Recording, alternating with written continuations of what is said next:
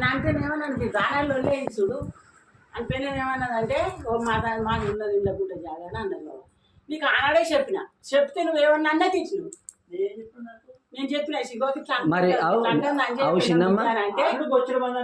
అంటున్నానంటే నువ్వేమన్నావు, నువ్వే పుట్టిస్తానేమో అని నన్ను తెచ్చినావు. అది అవుతుంది కదా, అది అన్నదంటావు కదా. అన్నదంటావు అంటే అప్పుడు నువ్వు వేరే మార్గంలో చెప్పినావు, నువ్వు వేరే విధంగా చెప్పినావు. నువ్వు అంటే నేను అన్న చిన్నమ్మా ఏ లంజా కొడుకు వాళ్ళు అవని పిల్లలు జాలపోతా అని నేను అనిపోయాను. నాకు గుర్తుంది, నాకు ఈయన చెప్పిన నేను కూడా ఉన్నా, ఇద్దరం వచ్చినాం సేమ్ ఇట్లా వచ్చిపోతున్నావు చెప్పినావు. అవ్వని పిల్లలు చేపితే చిన్నమ్మా అని బూతు మాటలు చెప్పాడు. ఎందుకంటే ఎప్పుడు ఇట్లే, ఎందుకంటే అట్లా అంటే అది అన్నది అంటే ఆవేశం వచ్చింది ఒకటేసారి, ఆవేశం వచ్చింది అట్లా. ఇప్పుడు కూడా వచ్చింది కదా, నీకు తెలిసి మరి ఉన్నదా, నువ్వు అనవద్దా ఏడుంది నీకు తెలుసు కదా. ఏమన్నావు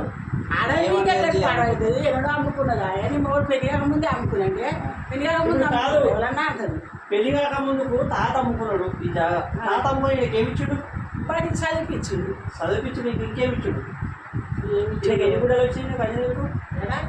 గుడ్డలు మన లెక్క వచ్చింది. ఇప్పుడు భగవాన్ బాబు గుడ్డము, మా గుడ్డము, అంజనేయ గుడ్డ, మేము కత్తిపల్లె ఇట్లా సౌడు బండ్లు లింగపురం అట్లా సౌడు నువ్వు బండ్లలో పోసుకపోతే బండికి 2 రూపాయలు ఆ కాలంలో అదే తీసుకున్నావు. టైం ఎంత సరే పాలు విండిపోయినా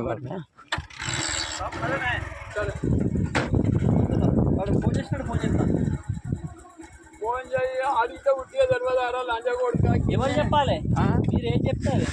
అయ్యా ఎప్పుడు కాదు చెప్పుడు కాదు, కాగితం ఉన్నది.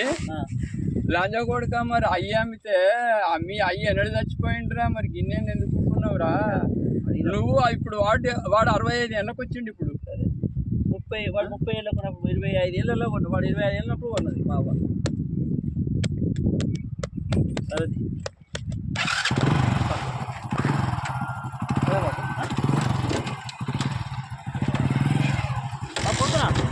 సరే బాబు ఓకేనే ఎలాగో ఇంటికి.